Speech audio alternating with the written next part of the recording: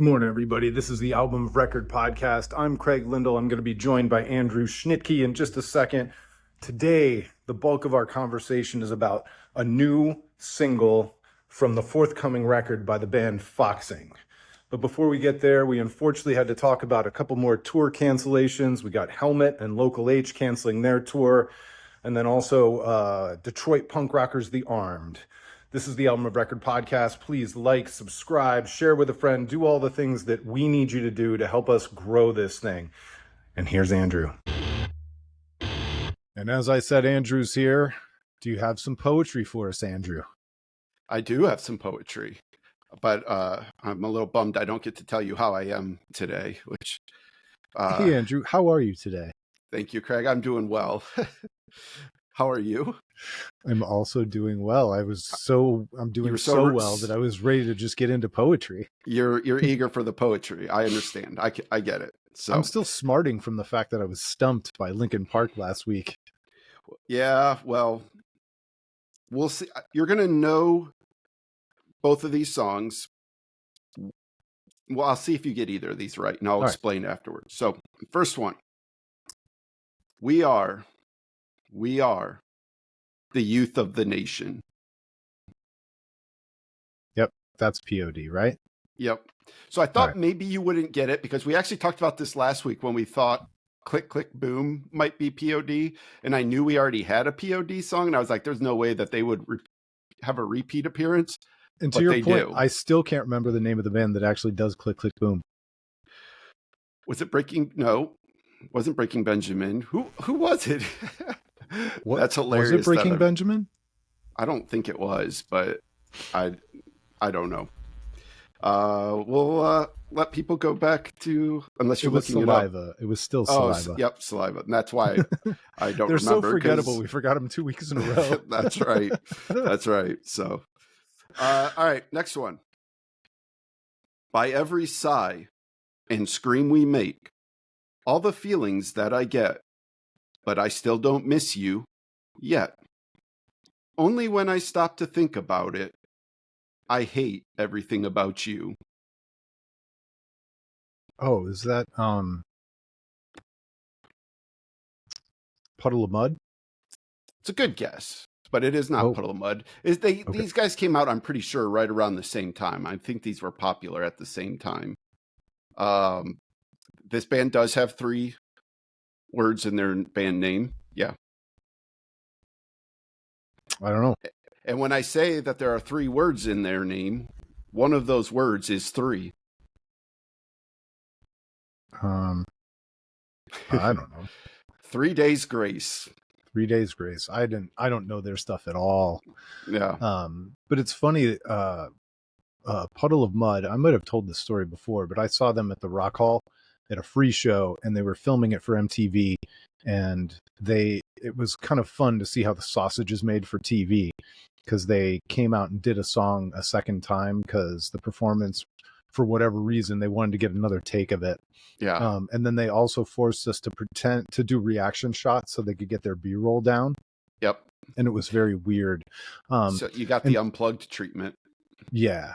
Puddle of Mud, by the way, is a band that, with a different name in a different time, could have been a great band if they hadn't been in that like whatever new metal kind of era. That whole like genre too, like the first wave new metal, like I really liked, like Korn, Limp Bizkit. We've talked about some of these bands, Dude, Snot came up today. There was a poll on Twitter asking people to choose between Sublime and Snot, 2 bands that Are you both kidding me? Tragically ended. How is that a fair contest? It's not fair, but it was very close. I assume Snot's not going to be ahead in that. Sublime won by a hair, right? Well, good for Snot. Like, and I'm somebody, I know how you feel about Sublime. I like Sublime in doses, but I mean, Snot is just, that Snot record is just so much better than any complete record Sublime ever put out. It's an unbelievable record. It's a shame that they didn't get to follow it up because Lynn Straight passed away in that car accident. Yep. But I mean, and we've talked about like music and running before. If you want a great album to just listen to while you run, you will run faster listening to that Snot album. I promise. Is it called Get Some? Is that what Yep. it's called? Yep. Yeah, I love that record. I Yeah. still love that record. Yeah. It's It's as far as new metal goes, it's one of the more timeless ones from that era. yeah. But then there was like that second wave new metal. And that's where I would say some of these bands that we've been talking about, Breaking Benjamin, Saliva, 3 Days Grace, Puddle of Mud, they came in. And like so many of those bands were just, it became very cookie cutter sort of.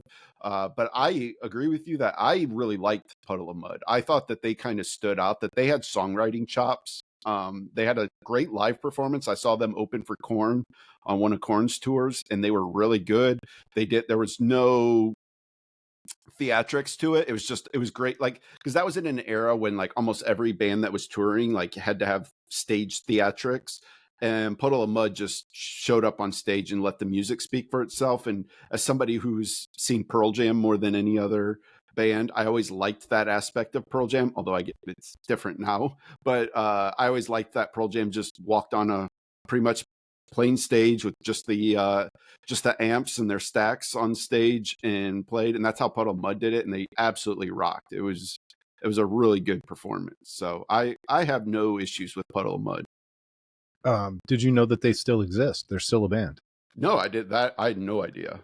Although it's Wes Scantlin and a Yeah. bunch of players. I'm looking at their Wikipedia. There are 20 members. There's 4 current members and 16 past members. Yeah. So they're one that would have fit right in with the Bush. Who was I know it was Jerry, but Bush, and who was the other one? Candlebox. Yeah, that we talked about last week. Yeah. All right. Well, this is not a new metal podcast, despite the fact that we seem to start because of your poetry book. We talk about new metal every week, which is kind of fun. I got to admit, I'm going to miss it when it's over. Me too. So we've got some more tour cancellations hitting the news this week, and I know it's been a theme that we've touched on already, but I feel like we need to talk about it again in light of there's I don't know, what would you call the Armed? Are they a hardcore? They're a hardcore band. They are a hardcore band, but like because like at their core, that's what they do. But they definitely extend beyond that. Like they do some things that a lot of hardcore bands don't. I kind of talked about this a little bit with Fucked Up a couple weeks ago and talking about them. They're in the same way they sort of transcend it. That's kind of that's just kind of that's kind of where they fit in. Well, and their record from 2023, Perfect Saviors, was one of my absolute favorite records from 2023. Just really, really creative and melodic and heavy and just all over the map, and a cohesive record, one that you want to listen from beginning to end. Yeah. And so they set out to go on this tour, and unfortunately, due to economics and ticket sales, I think. Well, they didn't mention that. They mentioned, exterior forces, some being health related, some being, they did say financial, but they sort of talked about it more in terms of the cost of putting on the show than the ticket sales. But if you read between the lines, like to say that it's not financially feasible, that probably implies they weren't selling as many tickets as they needed to. So this spawned a conversation between the two of us about the lineup that they planned on going on tour with, and yeah, it's Monday morning quarterbacking, and it's hard to be critical of a band that gets up the energy to try and put on a tour. I'm not reveling in their failure. I'm sad about it because I love this band and I wanted them to go on tour. I probably would have considered going to see them. I'm not sure where they were playing around me. But they didn't really stack the lineup with anything that you and I were particularly excited about. To be honest with you, I had not heard of any of the openers before. I had no idea who any of the openers were. And I do think that partially hurt them, because we see in today's sort of touring economy a lot of these, and we've talked about a lot of these actually on these show, like a lot of these bands are putting together these like 3-band lineups where they don't have to be the same type of band, but they all sort of draw something and bring something different to the table.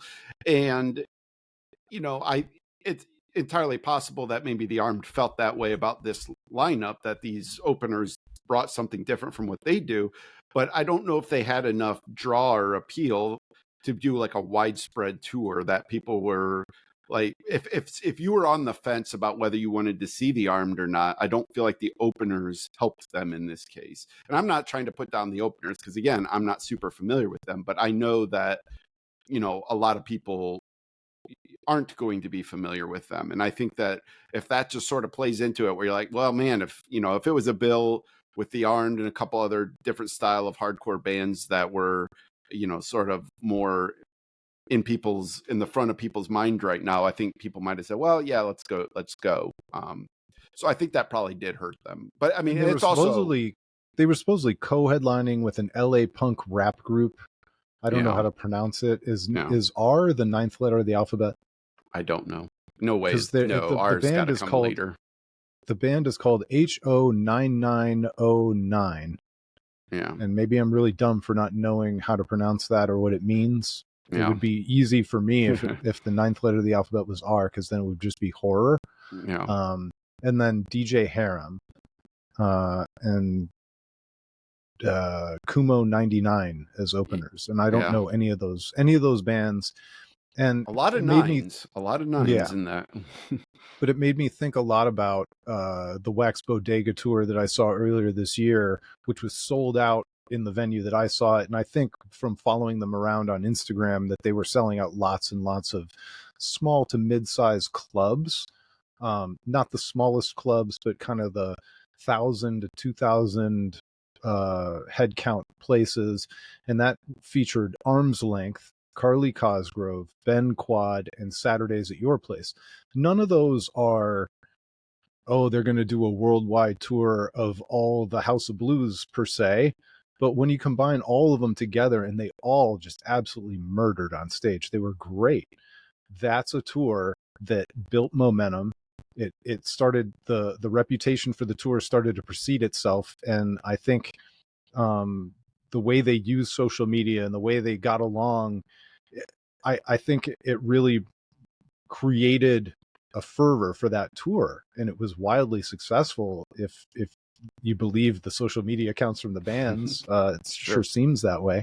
And I don't know, it's just, I think that's the, that's the secret sauce. That's how you got to do it in this day and age. And maybe the Armed kind of failed in how they put this tour together. I don't know.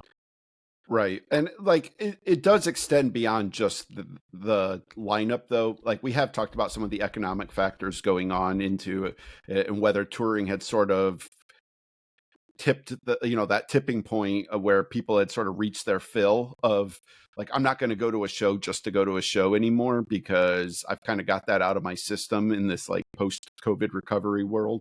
And I think sort of evidence of that is another tour that just got canceled, which was the Local H in Helmet, which again, like, neither band has done anything particularly relevant in a while. I would say Helmet probably has more material, I would say, that people are familiar with than Local H, although Local H does have a very hardcore following, actually. Like they always had sort of a very strong like core group of fans, but that tour also got canceled. And so I just look at a show like that, like those, if you're into 90s music, you're at least familiar with both of those bands. Like you don't have to explain to people who Helmet or Local H are. No, I'm not surprised that they're not particularly relevant today. Young kids today are probably not going back and discovering either one of those bands.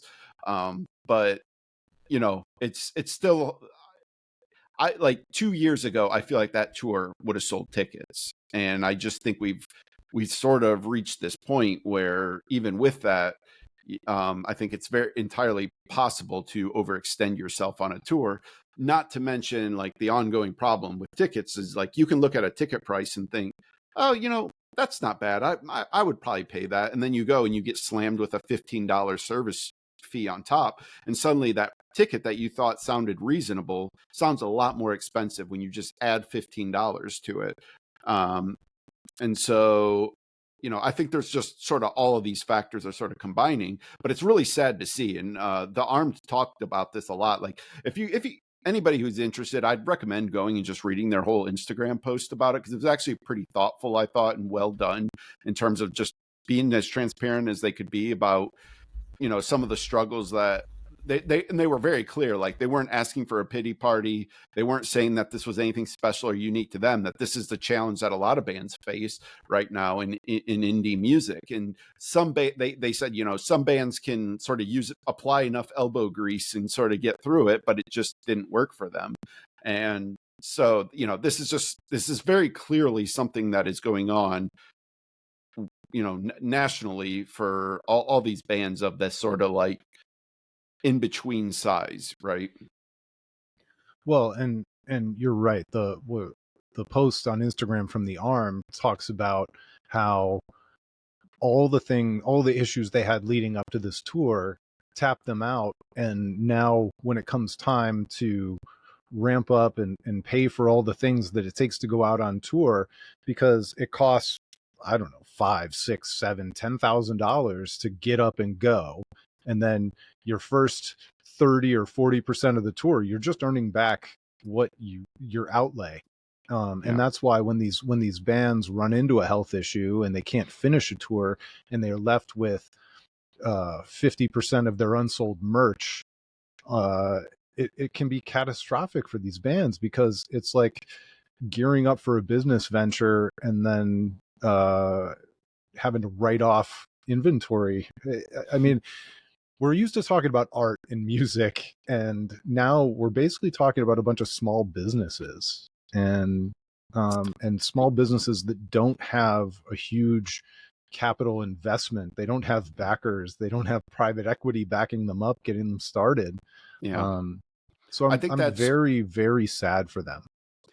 I think that's also another unintentional downside of the age of information that we live in, that like we know about all of these struggles that bands go through. I think prior to, social media and even the internet, like when we were growing up, when you had to just rely on magazines that they sold at the pharmacy or grocery store to learn about these bands, they weren't using that space in that magazine to talk about the financial woes of bands, right? Like it was No. talking about the substance of the music and, the personalities of the members of the band and things like that. In some case it was, the girls and, the partying and all that too, like that, that all got covered, but they weren't talking about any of this in between stuff. And like, I even think about, we talked about this offline a little bit. There was a article on Stereo Gum today talking about Code Orange's guitarist playing on tour with Marilyn Manson. And, that's obviously it's problematic for, especially for the reasons of Marilyn Manson's accusations of, sexual abuse. And, I can't remember if he was, I can't remember if there was actually a lawsuit that went through with that, but it's several different women have come forward and talked about, abuse at the hands of Marilyn Manson. And so, the Code Orange guitarist, Reba, oh my gosh, I'm drawing a blank on her last name now. But anyways, being a woman guitarist, I think a lot of people kind of raised their eyebrows when they saw that she was playing guitar with Marilyn Manson on his current tour. And anyways, in the Stereo Gum comments, like everybody was, commenting on the problematic nature of this, which is understandable, but it was kind of, they were all talking about how much they can't stand Code Orange's music anyways. And it's like, well, okay, if you don't like Code Orange's music and you don't like Marilyn Manson, like, why does any of this even matter to you?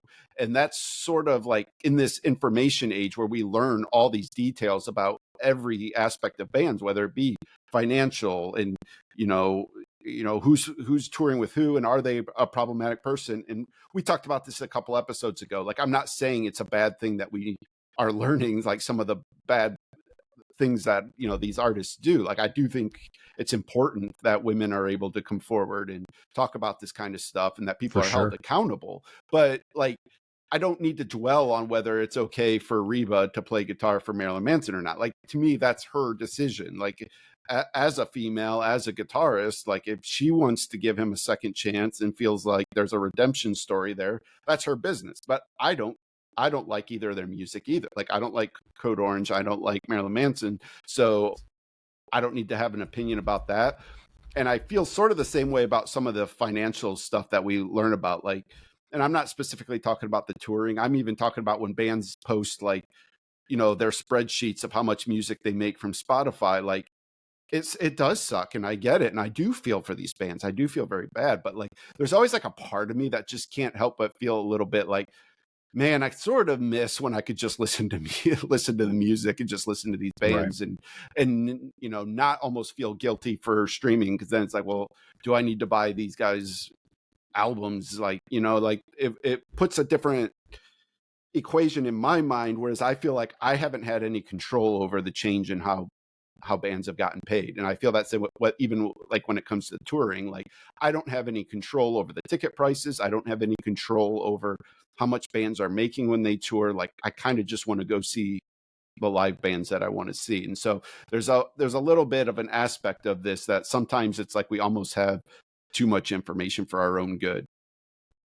Right. And on top of it, you get to weigh in by either buying a ticket to go see Marilyn Manson or not. Yeah. And hardcore fans of that music get to make the decision whether they get to buy tickets to see Marilyn Manson or not. Because as we talked about on that previous episode, they've got some ownership over that art too. And everybody gets to make their own personal decision. I do like a couple of Marilyn Manson songs. I have never seen Marilyn Manson, and I don't think that I would ever find myself in a position to, you know, maybe at a festival where I was going to see a bunch of other bands, maybe I would I don't see think he's Marilyn getting Manson. invited to too many festivals though. Yeah, probably not. But anyway, it just, you're right. Because we live in this age where everybody's got a megaphone and everybody feels the need to weigh in on everything, even stuff that doesn't really involve them. Non-Marilyn Manson fans are going to be spouting off, and then articles will get written. People are very upset that Marilyn Manson is going on tour. People are very upset that this woman is going to play guitar for Marilyn Manson. And it's like, is this real? Because the only thing that's real is Marilyn Manson, his fans, this guitarist, her fans, and everything else is just noise because they weren't really in the market anyway.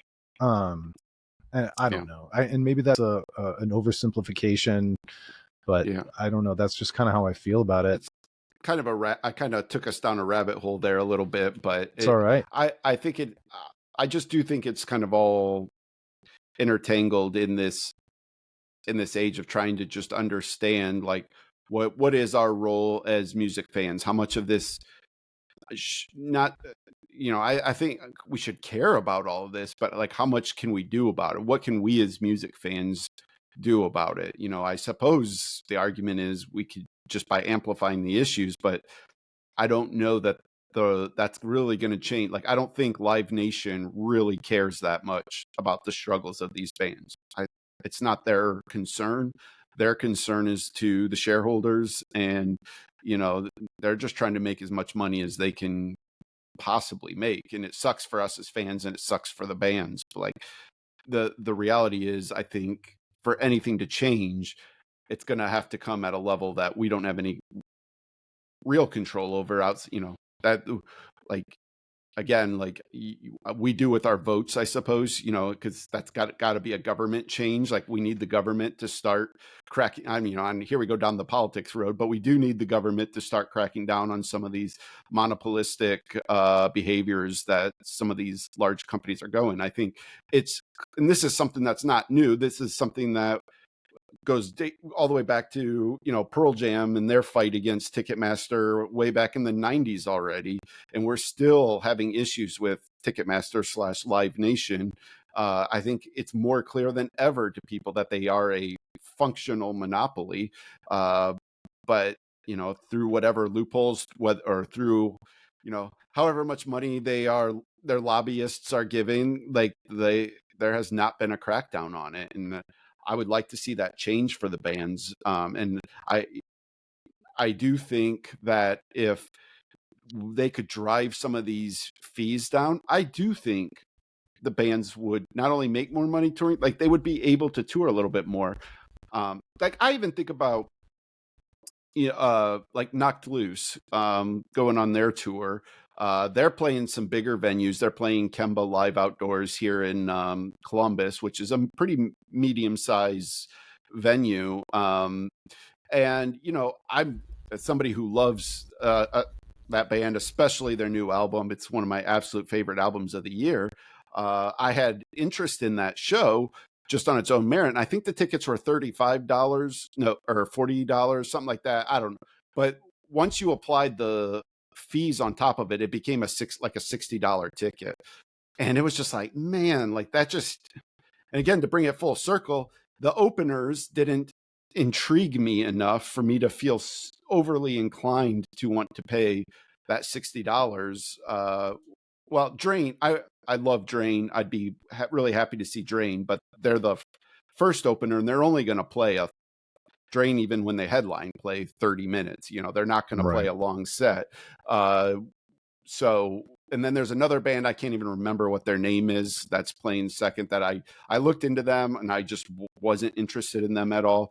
And so suddenly I found myself like, man, I'm really faced with this task of, do I want to pay $60? Whereas if it was $40, $45, like I know like $15 doesn't sound like much, but it feels different to me in my desire to spend that money. And so I would just like to see some of this stuff change a little bit, just to make it easier for me to want to pull the trigger. Well, and meanwhile, that Kemba Live Outdoor holds 5,200 people. I just looked it up.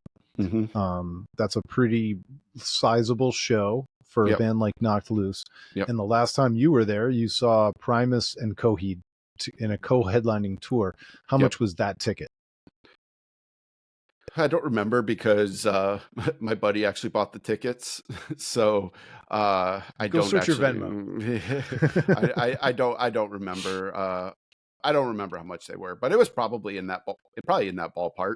I would guess. Well, and that's part of it too, especially when bands like Knocked Loose graduates from a smaller venue, a 1,500 or 1,000 cap room, to a 5,200 cap room. In some ways, you feel like the tickets should get cheaper, but they never do. They actually get more expensive. And it's kind of funny how that works. But if I'm going to Blossom Music Center, and I try not to go to Blossom Music Center, but I assume every ticket's going to be at least $60 to go to a place like that. I think Kemba Outdoor is a slightly smaller version of Blossom Music Center. Yeah. And so regardless of the band, I just kind of like, oh, it's at that place. It's going to cost me at least $60. And so it becomes venue specific too, where if I'm at the Grog Shop or one of the smaller clubs in Cleveland, unless it's a hyper private show, a special event type of a thing, like when a few years ago, when they were way too big to play there, Minus the Bear came back and played the Grog Shop for one night only. And I don't remember what it cost. I could probably look it up. And I don't think it was 60, but I absolutely would have paid 60 to see Minus the Bear in that tiny little room one more time, where I'd seen them coming up, but they were far too big to be playing that room. But when these bands like Knocked Loose graduates to the larger one, not only are you now in a venue that seems to almost defy the genre that the band is in, it costs more. And I don't want to begrudge them the $60 or whatever times 5,200 guests. Like, they're successful, they put out a great record, they deserve all the benefits financially from that graduation to the bigger audience. But so I don't want to be one of those haters who's like, I liked them before they were popular, because we reject that. I think philosophically both of us do, but it's where the rubber meets the road, it's really tough. I think you brought up an interesting point too, like specifically about hardcore. Like I think it's been one of the more interesting developments. And this is, I really do feel that this is largely the Turnstile effect. I think Turnstile just knocked open a door for the entire genre. And these bands that traditionally played literal rooms, like just tiny little rooms, some of which didn't even have a stage. Some of them are literally just setting them up on the concrete in the middle of a room and letting their fans just run right through them, but beyond constantly having fans on stage. And these bands are playing these 20-minute to 40-minute sets, just blistering intensity, but very, short, tight knit, shows. And you would have like 5 or 6 bands on these bills, and it would be a $20 ticket. Like for so long, that's been hardcore. And hardcore is going through this thing now where it's exploding in popularity. And suddenly you do have your turnstiles and your knock looses that can play these mid-sized venues. I mean, I've seen Smashing Pumpkins play outdoors at Kemba. I saw the Pixies play there a couple years ago. We talked about Primus. Like these are, like fairly noteworthy bands, and like suddenly you're having these hardcore bands able to play these kind of venues, and it is a different kind of show suddenly because the fans cannot get anywhere near the stage. At Kemba, you're not getting on that stage. It's separate. There's a barrier between the stage and the fans. It's up higher. Like it's just not happening. And I'm not one to judge whether it's for better or for worse. I'm just saying it's really been interesting to see hardcore kind of go through this moment, and these bands figuring out how to translate their shows. We've seen Turnstile play all these festivals, like seeing them on these massive festival stages and all these fans going nuts for them is just like so mind-blowing and crazy to hear. But it has sort of changed the dynamics of what Turnstile does as a live band. They've really become a different live band because of it.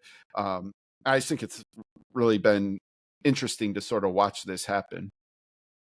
How much of it do you think is kind of like the merger between hardcore and metal? Because metal has been there for a while, where these bands could kind of graduate and take on bigger stages and bigger slots at big music festivals. Mm-hmm. And it feels like maybe there's a convergence between the genres to some point where they're sharing fans, where hardcore was more segmented off, and if you were a hardcore fan, you were just a hardcore fan. But as we've all gotten older, as we've aged up, there's a lot more crossover. The Venn diagram or whatever, the circles are touching a lot more. I do think it's interesting that like metal, like is what you would just call, when we grew up, what we would call just heavy metal, doesn't really exist anymore. Like No. there's not really just a generic metal genre anymore. And I do think that like what's happening is you do have a lot of these metal fans who don't have anywhere else to turn, are looking in some of these different directions. And there was an article a while back on Stereo Gum talking about like lamenting the loss of the metal riff, that like these bands today, it's all about the breakdown and it's not about the riff. And I do think that there's a lot of metal fans who have sort of felt abandoned. And so they're kind of looking for different places to go. And whether hardcore is exactly their thing or not, they're like a band like Knocked Loose, while they do obviously are very much about the breakdown, there are some like pretty great riffs in their music as well. I think there's things that metal fans can appreciate about a band like Knocked Loose. So I don't think it would be that unnatural for a metal fan to go see Knocked Loose, and it probably has helped their popularity for sure. Well, and I feel that hardcore is kind of the flavor of the year, or the flavor of the moment, because it's been multiple years where anybody who wants to make heavy music right now is going to more likely be in a hardcore band than they are going to be in 80s or 90s era metal style band. I don't feel like death metal is as vibrant as it was maybe in the late 80s and early 90s. And Right. so heavy music just has the same ebbs and flows and waves. And if you have a guitar and you have a friend who can scream and you want to make that kind of a music, what are you going to do? You're probably going to follow the flavor of the week. And I don't think it's not a bunch of people sitting around going, how can we make the most money? I think it just naturally happens. It's kind of Yeah. like what we were just talking about with Puddle of Mud. Like they came out and they were this talented group of individuals with a good singer that just happened to be born or born as a band in that new metal era. And so that's where they got grouped up. That's kind of where their sound moved a little bit because it just naturally happens. It's not a vast conspiracy by all these people who bought guitars when they were 12 and then came of age at the right time to start a band. Right. It's influence. It's just what you, as something grows, it always sort of feeds on itself anyways, just naturally. Like, the more, whether it goes back to even like grunge, all these grunge bands got really popular, and they weren't doing it to get popular. Like, the original grunge bands, that's just the music that they were making, that sort of balance between blues, metal, and punk that existed in the Pacific Northwest. It became a sound. But then as that got popular, more kids started hearing it. We're like, oh, I want to write music like that, not to be successful, not to make money. It's just like, I like that kind of music. That's what I want to learn. I want to learn how to play guitar like Jerry Cantrell or Kim Thale. And, so you sort of like, you learn all of their songs, which influences then the songs that you write. And then suddenly that explodes. And then like everything just moves directionally from there. Like, because you start with the influence and then you have the innovators, the ones who take that and add something different to it. And all of a sudden it becomes something else through that movement. And so, I think that we're seeing like, maybe we're even seeing a little bit of, I think, a band like Turnstile, for example, just to keep talking about them, they took, what they came up in the, Baltimore hardcore scene, they were well embedded into that pure hardcore scene. But then their sort of twist on it was like this accessible style to it. And, with Brendan singing, that was a more accessible style of singing rather than just screaming into the mic. That sort of opens that door a crack, and then more people start to hear it, and then that's just going to inspire more people to start getting into that style of music. So I don't think it's anything. I think it can be commercial from the like labels side, from the the promotion side of it can be more based on how can we make as much money on this as we can. But I do feel like for the bands, most of the time it's pretty pure. It's just what you're influenced by. Right. And at certain points of time in certain regions of the country, all of a sudden ska takes hold. And then every guitar player and bass player and drummer out there is making friends with the trombone player in the high school band and saying, we should form a ska band. And then they buy Yeah. suspenders and there we go. And off we go. So where do you think it goes from here? I mean, I don't think there's a clean ending to the conversation. And I have the feeling that this is not the last tour that we're going to be talking about, that kind of makes us look sideways like a confused dog at the ticket price. Yeah. But it feels like a very disjointed, fragmented time in the music scene, as you're getting the washout from the COVID bubble where everybody couldn't stop buying tickets.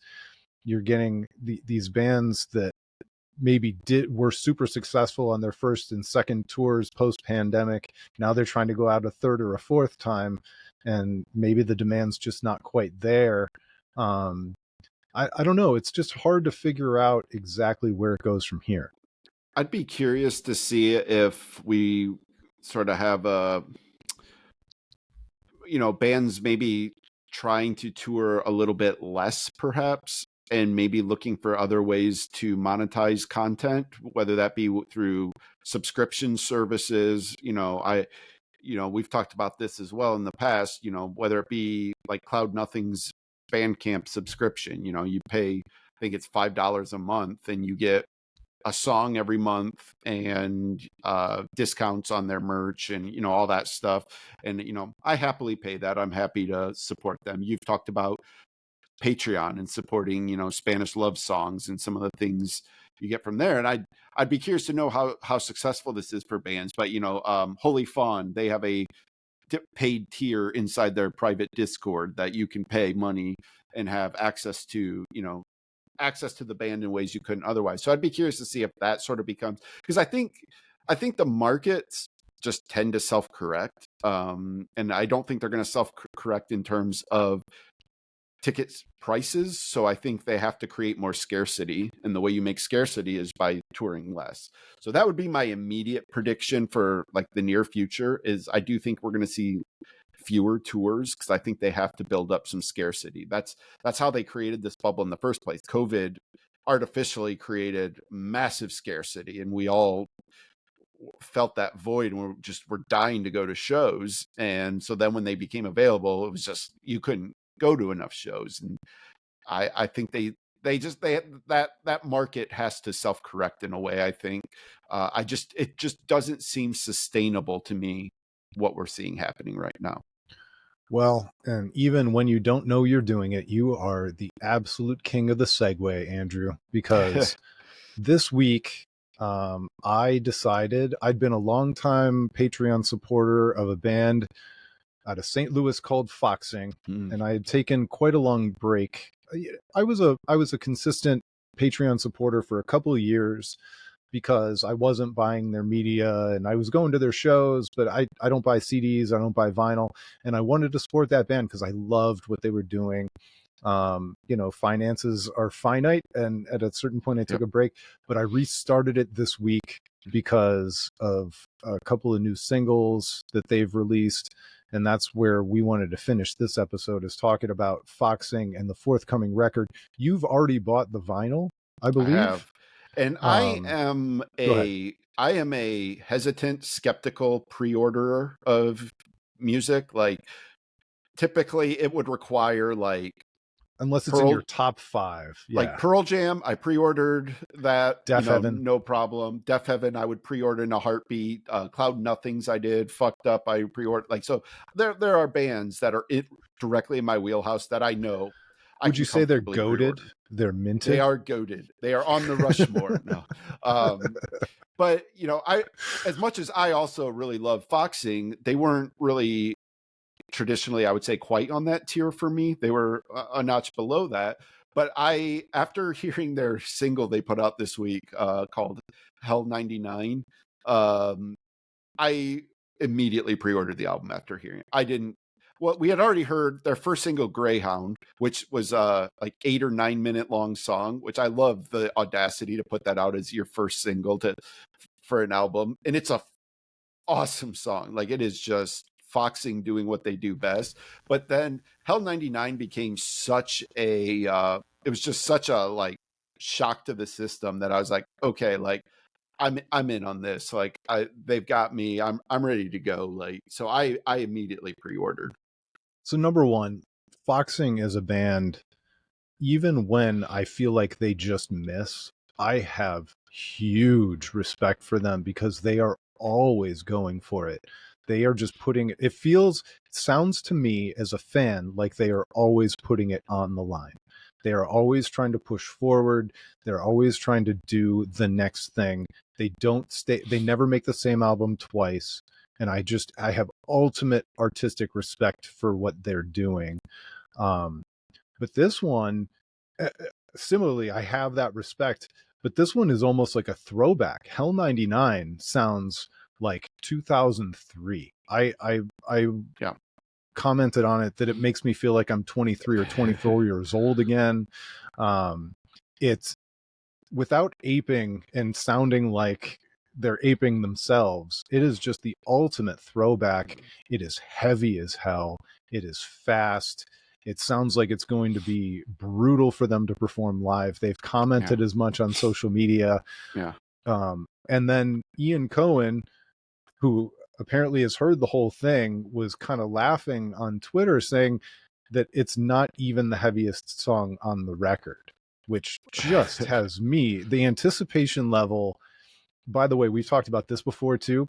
You want to talk about a way to make some more money? Charge me extra to hear it 3 weeks early. I would pay, you know, I wouldn't buy the CD, I wouldn't buy the vinyl, but if I could have 3 weeks, 4 weeks early access, I would pay for that in a private listening stream. Yeah, that would be awesome. But yeah, if I thought you were going to say if you're a band and you want to increase your street cred, give the album to Ian Cohen first. We've talked That about helps.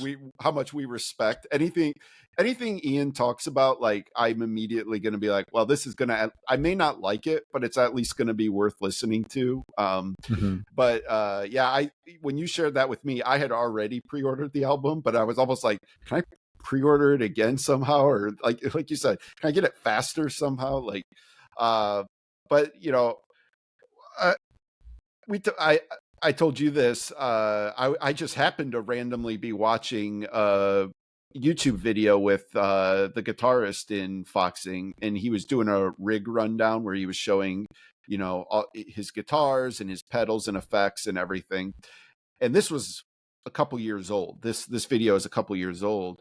And at one point, he just kind of talked about some of the pedals they were using. He sort of talked about how he was really excited because the material they were working on was going in a heavy direction. And he's just sort of said, we've always kind of wanted to go heavier, but I never thought it was going to quite make sense for this band for us to go heavier, but we're actually doing it. And I'm really excited about it. And so he's the singer, the guitarist does the lead screams on Hell 99, the new single.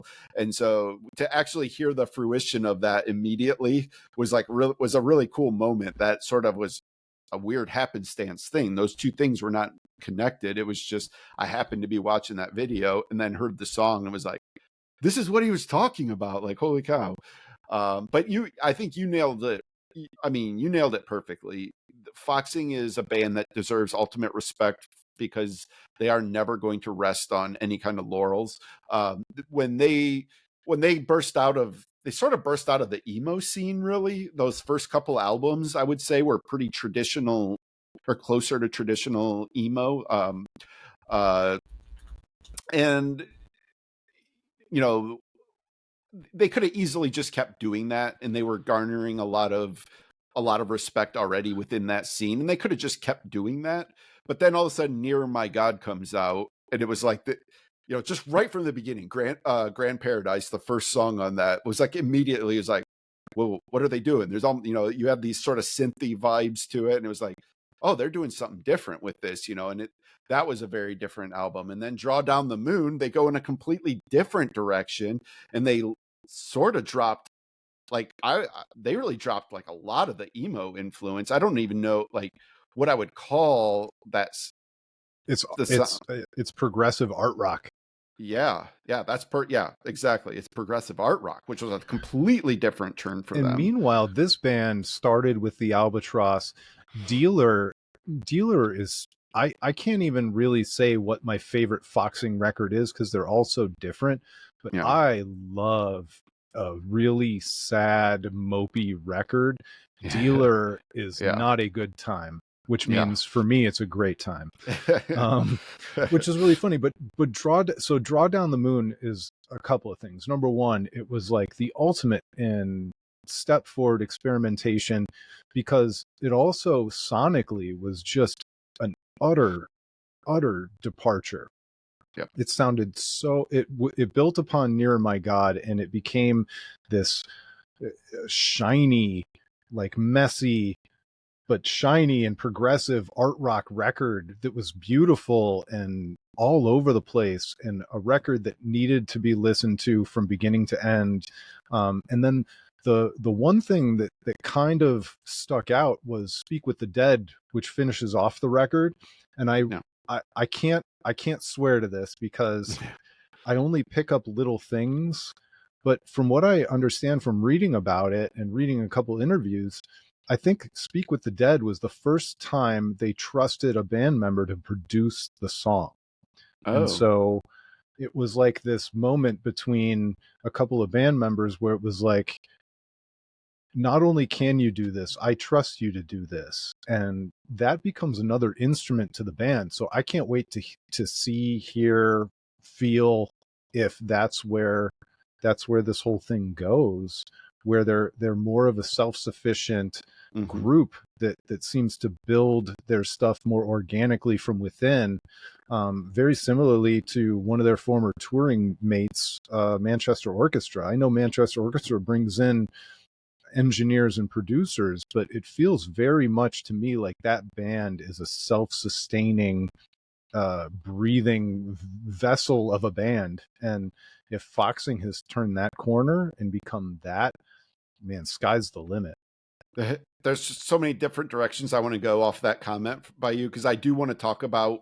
I know I'm all over the place. I want to talk about. I do want to talk about, and I want to get to this point. So let's not forget to talk about the point of what is peak foxing, like what is their ceiling, what, because I want to talk. There's some things I want to talk about with that, but I do want to circle back to one thing about Draw Down the Moon, though. That while you and I are in the bag for this band, and we like it when bands sort of do this, sort of experiment while staying true to themselves, like that's a core principle of things we love about long-term bands.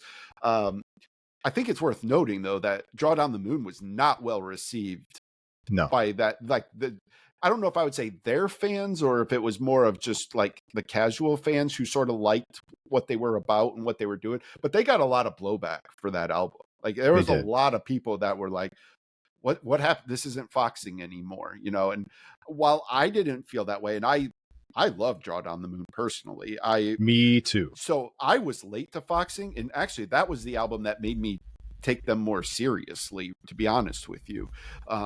I had Yeah, because listened to. you're not this big emo kid like I am. I'm Correct. definitely way more in that emo section than you are. Yeah. So I had listened to Near My God. I had liked it, but they weren't like a band that I was like, oh, I have to pay attention to anything they put out. It was really Draw Down the Moon that did it for me. But I just think it's worth noting that again, it is a risk when bands do this. Like that's why, like to me, that's the ultimate artistic expression, that they're not doing the easy thing they could have done, to especially as when we previously in this episode talked about like the struggles of these mid-sized bands. They could have taken the easy route, and they could have just cranked out music that would have kept them relevant to the same group of fans, but they just can't do that. That's not in their DNA, musical DNA. They're not going to make the same album twice. It's not going Well, to let me happen. let me interrupt you for a second because I'm looking at the Pitchfork review for Draw Down the Moon. It got a 6, and it's the headline, or the subhead is the Yeah. St. Louis band's fourth album scrapes away their unwieldy experimentalism in favor of the approachable, frustratingly anonymous sounds of 2010's festival rock. And this is a situation where I could not possibly disagree with a Pitchfork review more. Right. Yeah. But that's what I'm talking about. Like that was the general impression of that album at that time.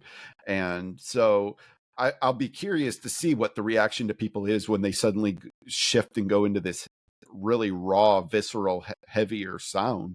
I think it's interesting. And so where I wanted to go from there is, and maybe I'll let you The talk about ceiling. this more because you've been a fan of them longer than I have, but and you've seen them live more times than I have. But I want to talk about two things. One thing, I think you have, I think you probably agree with this. I think we've talked about this, that like we have never felt that their studio albums captured the dynamic energy of their live show. That when you see Foxing live, they are their ability to pull off these transitions from the quiet soft parts and then just explode into the loud parts, like just blows you away live. It's just this tension and release of energy. They are such a good live band. I love seeing this band live. And as much as glowingly as we've talked about their albums, I have felt that they haven't quite nailed the complete album yet, the beginning to end perfect album that really captures that dynamic, the two sides of what Foxing can do. And I think what has me excited about these first two singles is it feels like maybe they're honing in on that a little bit. But I wanted to let you kind of talk about your feeling about that, and then maybe like what do you see, like what does the ceiling of Foxing look like? Yeah. So first of all, as a live band, the guitar player is Eric Hudson, by the way. Yeah. Um, Watching him work alongside singer Connor Murphy, and that's not to take anything away from John Helwig, the drummer, or the bass player, Brett Torrance. I'm reading their names. I know Connor Murphy. I know Eric I Hudson. don't think the bass player is either in the band anymore or an official member anymore, because I think you're right. I think they have a touring. in one of their press releases talking about one of these new songs, they said something about us as a trio. So I think he might be playing bass with them, Torrance, but I don't think he's an official member. Yeah, and I think they also sometimes tour with an extra guitar player. I think they always do. Yeah. But watch this band live is just absolutely captivating. Connor Murphy as the front man, whether they're playing the old school songs where he also played trumpet, they just absolutely blow you away because you never feel like you know what they're going to do next. Connor Murphy never takes a note off. He never takes a scream off. He pulls screams out of nowhere and then sings the next line in a way where you're like, how does a man not have a completely roached voice? How is he able to pull that off? Yeah. And so you're right. The dynamics of their live show are just unbelievable. But also to your point of what's their ceiling and how big can they be, the contrast of seeing them with the Hotel Year on the 10th anniversary of the Albatross and Home Like No Place Is There couldn't have been more stark, because Foxing's out there talking about, this is the album that gave us everything. It gave us the chance. It gave us the building block. We're so grateful for it. We're here to honor it. And we're still this active concern. We're still going, all this kind of stuff. And it was like a celebration. It was an acknowledgement of where they'd been as they're still going. And then Christian Holden from the Hotel Year comes up there and goes, yeah, I don't really do this anymore. It's fun to revisit these songs, but man, this is kind of a lark. And it was almost depressing to hear him talk like that. And he's being honest, and I don't really begrudge him his place in life in the moment, or what he's moved on from. But two bands that kind of broke the same time, had their biggest records, or their not biggest records, but their that might be breakout a key records. difference. That might be a key difference. Yes. Is I think the Hotel Year probably views Home as a bit of an albatross of an album that's always hanging over their neck, because people always The expect albatross. oh my gosh, I can't believe I just walked into that. That's hysterical. Yeah. But whereas I feel like as revered as the albatross is, I do think Nearer My God sort of became like it reset the table. It reset the table for Foxing and allowed people to accept that this journey that they're on, and that people are still excited to hear what they're going to do next and where they're going. And not that people don't like Hotel Years still. Like I think they're still a pretty well liked and well respected band. They were the headliner. But that album was so massive and so impactful at that time that I think there's always been this feeling of letdown with them from the fans, from the media, and they only made one more record. Right.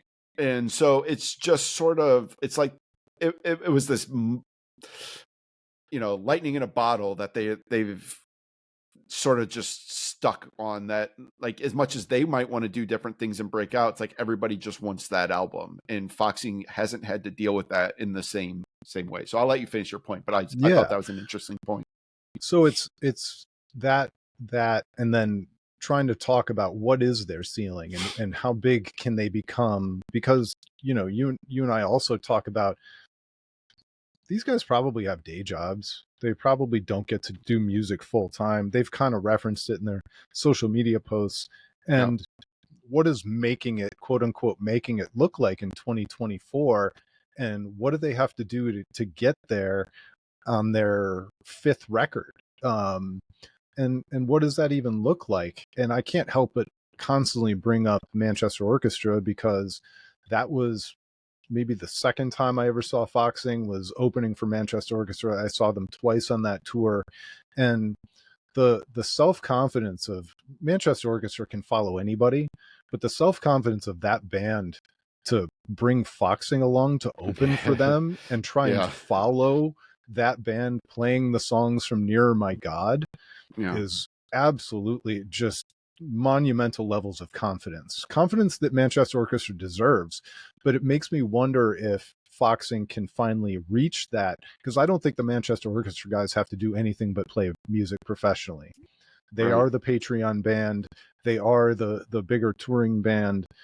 And is that level of sustainability even achievable at this point in the career for Foxing? I hope it is, for their sake, because I think if artistry and bravery and creativity were things that you could kind of graduate and get your just desserts from doing, they've earned it. Mhm. They've earned it every which way. And we're saying this with only hearing 2 songs from the new Yeah. record. Which tells you how Um, good these 2 songs are, by the way, just to yeah, to reiterate you and that me point. anyway. Yeah. Yeah. But I do love, I appreciate that you mentioned Manchester Orchestra there, because I mean, naturally that's where our head goes, because Foxing is open for them a bunch of times. So it's natural to sort of think of these bands together a little bit. But I would also just say that Manchester Orchestra is interesting because they're a band that got some critical attention very early in their career, with their second album? Yeah. Mean Yeah. everything to nothing. Yeah. Uh, they got some critical attention, and then they sort of did have that meandering middle period where some people Simple liked what they math were and cope. doing. Yeah, and but it was not everybody was really clicking with it or jiving with it, and it always felt No. like Manchester Orchestra was this band that had all this potential and never quite maybe realized it until oh Black my Miles of the gosh, Surface. Black Miles of the Surface, and that album just exploded them to that next stratosphere. And now they're reaping the benefits of that, and they have those same characteristics you talked about: that bravery, the confidence, the artistic integrity. Um, they achieved all of that, and I really hope that that's what Foxing can find. I'd love to see them have a similar sort of career arc. Now, I do think it's fair to ask, though, is heavier going to be the direction that's going to get Foxing that widespread? Like, it's one thing to attract fans like us, but Manchester Orchestra didn't do it by going heavier. It was the silence. Yes, and which is, a very quiet song. Um, and I, I think that, you know, Well, the, actually, it was the gold in the silence. But yes, it was those yeah. 2 songs. So, and that's, you know, I just do have a little bit of question if the heavier direction is going to earn them widespread appeal in the same way. But I do think what it's going to do is, especially if these first 2 songs are any indication, is it's going to make some waves. It's going to get people's attention. People are going to talk about this album.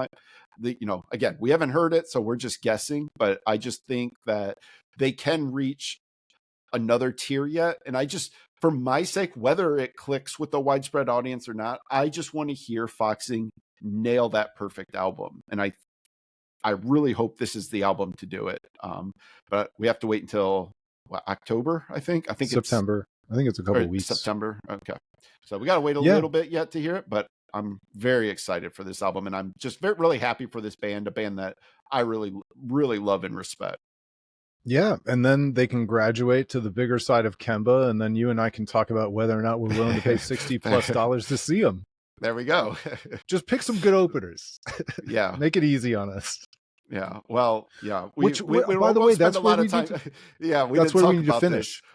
We won't spend a lot of time talking about this, but one cool thing that Foxing's doing on their upcoming tour is they put out a request for local bands in every city that they're playing to send in tapes to them, and they're going to listen and pick a couple bands, or I don't know if it's just one band or if it's going to be a couple bands from each city to open for them. And I love this. Like, again, you are running into the issue of having openers that a lot of people aren't going to necessarily have heard of. But I just think when we're talking about bravery and artistic integrity and all that, like this is such a Foxing move, and I just love it, and I really want to support them for this because I think it's awesome. Yeah, and I was talking to somebody I know who's in the business who tours, and he was just saying to me that this is a lot harder than you think it is. It's a thankless exercise to find all those bands. There's not very much upside for a band like Foxing. This is something they're doing kind of out of the goodness of their hearts by sharing their spotlight with all these local bands. It's something they absolutely do not have to do.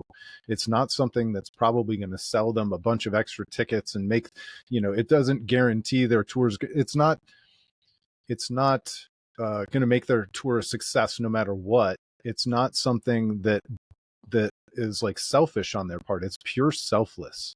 And God, I just appreciate it so much. Like everything else, the glowing, all you can do is try. And this band tries. And Yeah. I gotta respect the effort. Like I said, even when I don't love a song, I love how badly they go for it. And I Yeah. feel that way about this tour and the opener strategy too. Yeah. Well said. So I think that's where we leave it. So thanks so much for listening, everybody. We will talk to you next time. It's been the Album of Record podcast.